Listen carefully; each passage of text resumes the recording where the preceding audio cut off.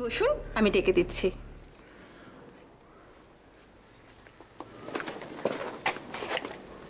উষা, হ্যাঁ, 11:30টার সময় আমার কাছে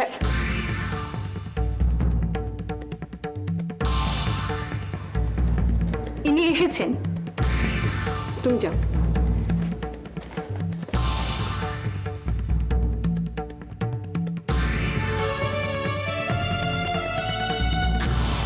উষা,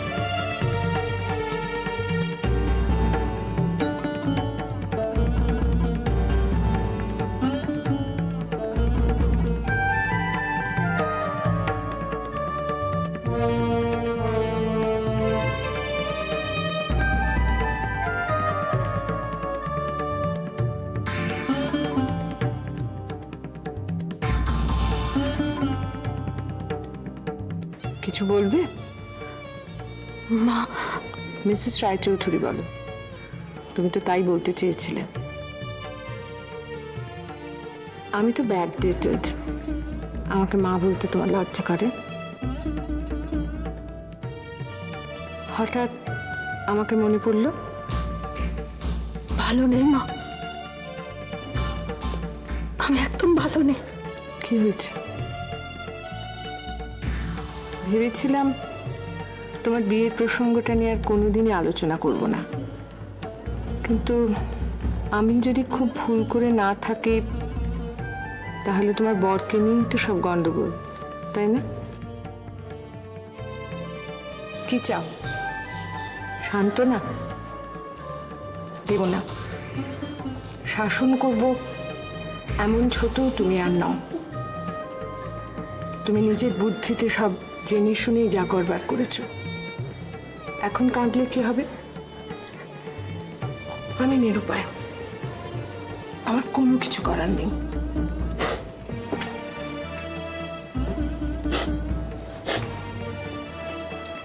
আমার কোনো কথাই তুমি রাখো না। বিবাহিত একটি লোককে ভালোবেসেছো, আরে যে নিজের স্ত্রীকে রাখতে পারে না সে আরেকজন বউকে কি করে যত্ন করবে?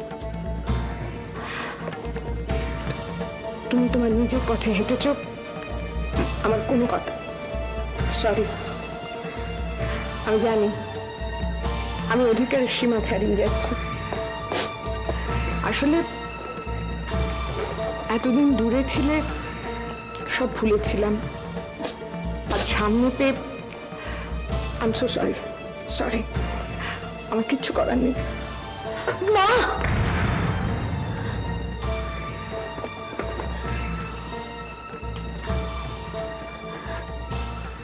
তোমার এই ভালো মানুষই আমার কাছে অসহ্য লাগে।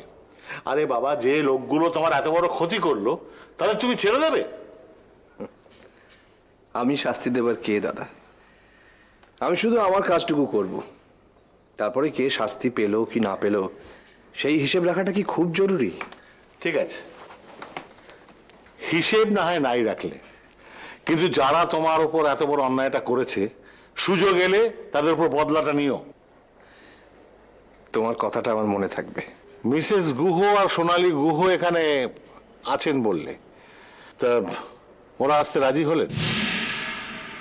মানে আমি তোমাকে ঠিক কিভাবে বলবো বুঝতে পারছি না। যেটা বলতে চাইছো সেটাই বলো। দেখো রোহিত, তুমি ব্যাচেলার, বিয়ে থা করনি, তোমার মাও বাড়িতে নেই। বাড়িতে লোক বলতে তো একমাত্র এই কাজের ছেলেটি। এই অবস্থায় দুজন মহিলা এই বাড়িতে এসে আছেন। এটা লন্ডন নয় রোহিত, ভারতবর্ষ, কলকাতা। এই অবস্থায় দুজন মহিলা তোমার বাড়িতে আছেন, এটা লোকে ভালো চোখে দেখবে না, তোমার বদনাম হবে। আমি বদনামের ভয় পাই না রোহিত, এটা ভালো দেখায় না। দাদা, সোনা আর লতা গুহ আমার, তমালিকা রে আমার পালিকা মা। আমাকে জন্ম দিয়েছিলেন শিবানী গুহ, আর শিবানী গুহর মেয়ে হচ্ছে এই সোনালী, আর তার ছেলে রবি গুহর স্ত্রী লতা গুহ। ওদের এখানে রাখতে আমি বাধ্য হয়েছি। তার মানে তুমি?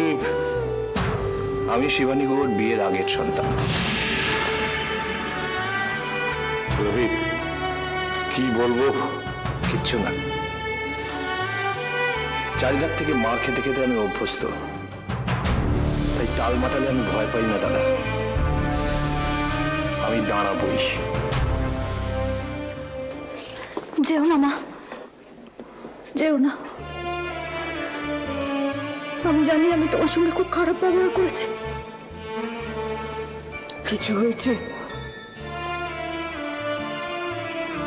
আমার স্বামী অরিন্দম আবার ড্রিঙ্ক করা শুরু করেছে। ও একটা নতুন বিজনেসও শুরু করেছে মা। সেখানে নেহা বলে একটি মেয়ের সাথে ও খুব ঘনিষ্ঠতা বাড়িয়েছে। মেয়েটি আমার বাড়িতেও আসছে। অরিন্দম আমার সাথে খুব খারাপ ব্যবহার করে মা, আমার গায়ে হাত তুলছে। কি?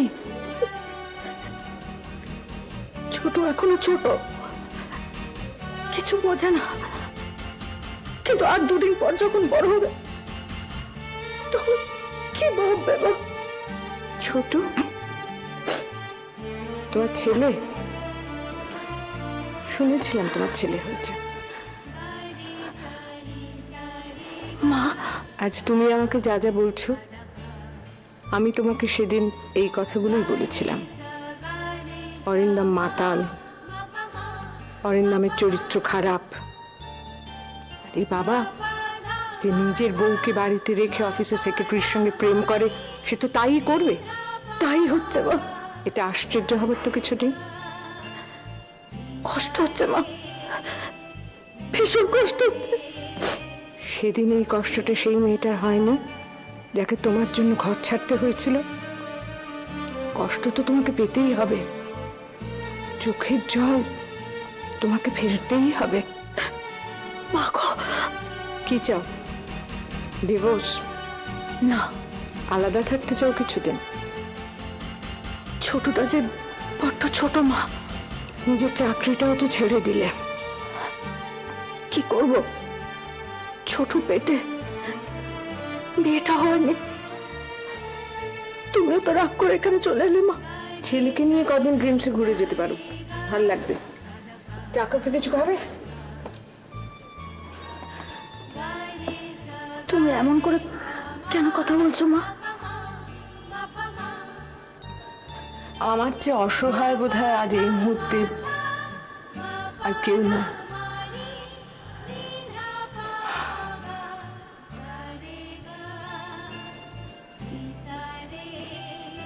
আমি আসছি মা। রাখি।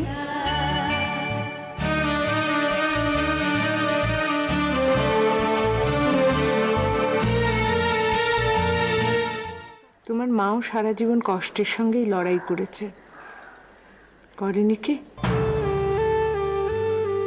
তাহলে কোনোদিন তো থেমে যায়নি, ক্লান্ত বলে বিশ্রাম নিয়েছে, থেমে তো যায়নি।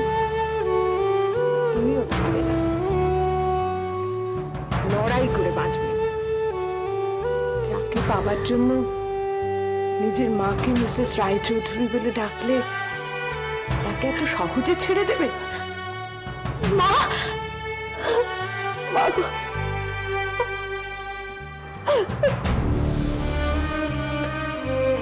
তুমিও মাথা নিচু করে বাঁচবে না।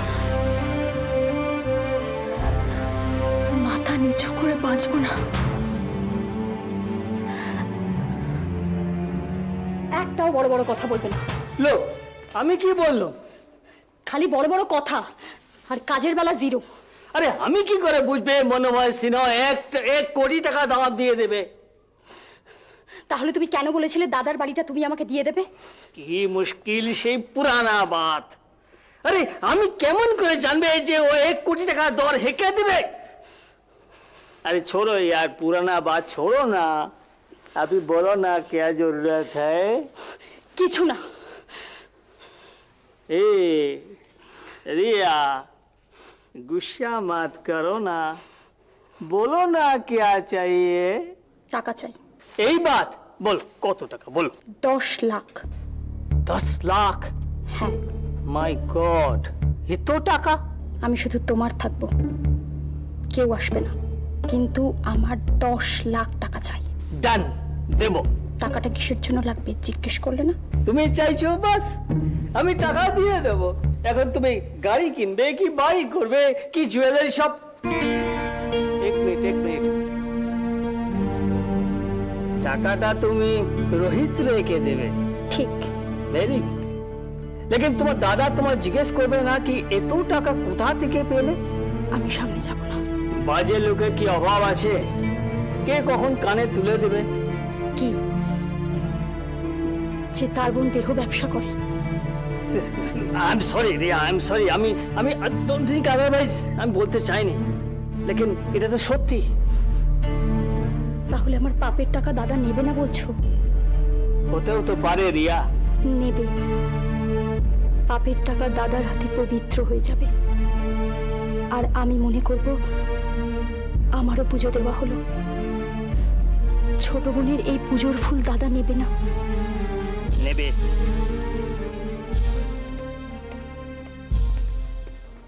চা। একে তো ঠিক চিনলাম না। এই হচ্ছে আমার বোন সোনালী গুহ। ও আচ্ছা, বাবা, আজকালকার মেয়ে পায়ে হাত দিয়ে প্রণাম করছে। এখন এই মোবাইল কালচারের যুগে তো ও সমস্ত বোতাম টিপেই সেরে নেয়। পায়ের দূরে নেওয়া তো উঠেই গেছে, আশীর্বাদও করা যায় না। ভালো থেকো, সুস্থ থেকো। তা কি করা হয়? আগে একটা চাকরি করতাম, এখন দাদার সঙ্গে বিজনেস করব বলে ঠিক করেছি। ওই এক্সপোর্টের বিজনেস? হ্যাঁ, ভেরি গুড, চাটা খান, নাহলে ঠান্ডা হয়ে যাবে। Thank you. আরে বসো বসো, দাদা নাও চা নাও। তুমি বসো। তোমার দাদাটিকে বলছিলাম সবকিছু শক্ত হাতে সামলাতে, ওর শত্রুর সংখ্যা তো কম নয়। তা ঠিক। তা উনি মানতে নারাজ। কেন দাদা? শত্রুর সাথে শত্রুতা করলে তা আরো তেতো হয়ে উঠবে, ভয়ঙ্কর হয়ে উঠবে। তার চেয়ে দেখো কি বলছিলাম, তার চেয়ে কি? অরিন্দম, প্রিয়ম, শ্যামলেন্দু এদের সঙ্গে হাত মিলিয়ে চলবে, মাথা ঝোকাবে? না, নিজে এত ভালো কাজ করব যে অন্য আমার নাগালি পাবে না। তাই বলে তোমার শত্রুদের তুমি বেড়ে উঠতে দেবে না রোহিত। এমন প্ল্যান করে এগোবে যাতে ওরা দাঁত ফোটাতে না পারে। শোনো, ওদের কোম্পানিতে বরং নিজেদের লোক ঢুকিয়ে দাও। এই সোনালীকে বলো। সেটা হবে না, সোনালীকে ওরা চেনে। ঠিক আছে, তাহলে অন্য কেউ? এমন কেউ নেই দাদা। এই তোমার দোষ রোহিত, তুমি আগে থেকেই হেরে বসে থাকো। এত ভালো মানুষই ভালো নয়। দাদা ওদেরকে এত হালকা ভাবে নিও না। ওরা তোমার আবার ক্ষতি করতে পারে। তোমাকে তোমাকে আরো জঙ্গি হতে হবে, নাহলে বারবার হেরে যাবে। রোহিত রেকে তার শত্রুরা যত না হারিয়েছে তার থেকে বেশি তার নিজের লোকেরা, কাছের লোকেরা তার ক্ষতি করেছে।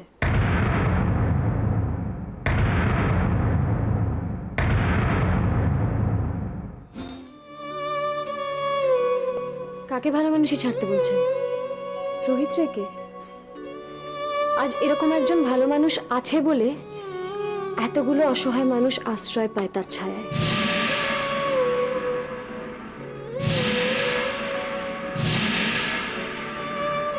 রোহিত রেকে বারবার আঘাত দিয়েছে তার কাছের মানুষটাই। কখনো আমার বান্ধবী মালা, কখনো আমার শাশুড়ি, কখনো আমি। বারবার ধাক্কা দিয়ে ফেলে দেওয়া হয়েছে মানুষটাকে।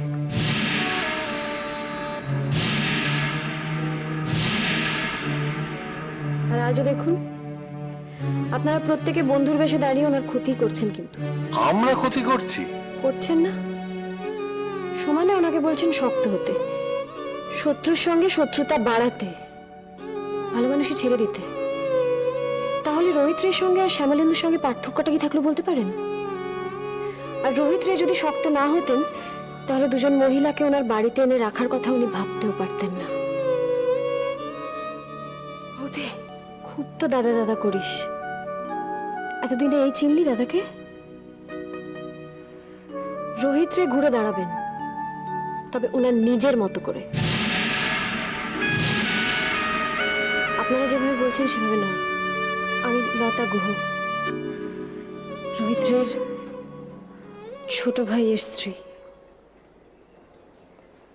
ক্ষমা করবেন, আমি যেচে অনেকগুলো কথা বলে ফেললাম।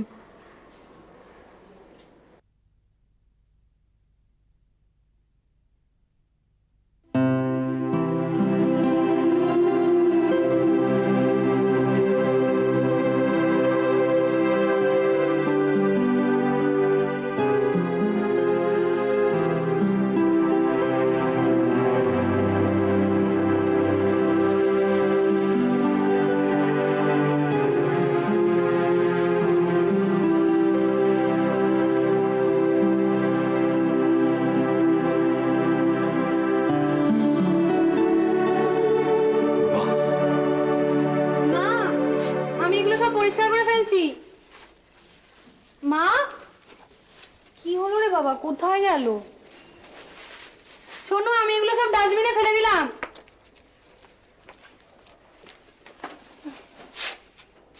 তাহলে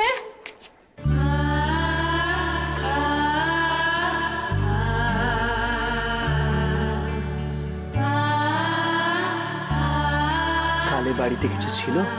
জন্মদিন কার?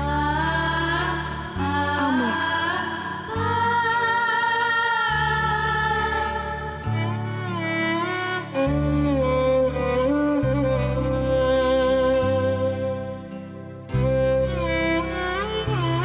দীর্ঘ জীবন হোক তোমার, সুস্থ শরীরে আর অনেক বছর বেঁচে থাকো। তুমি কে? অংশুমান।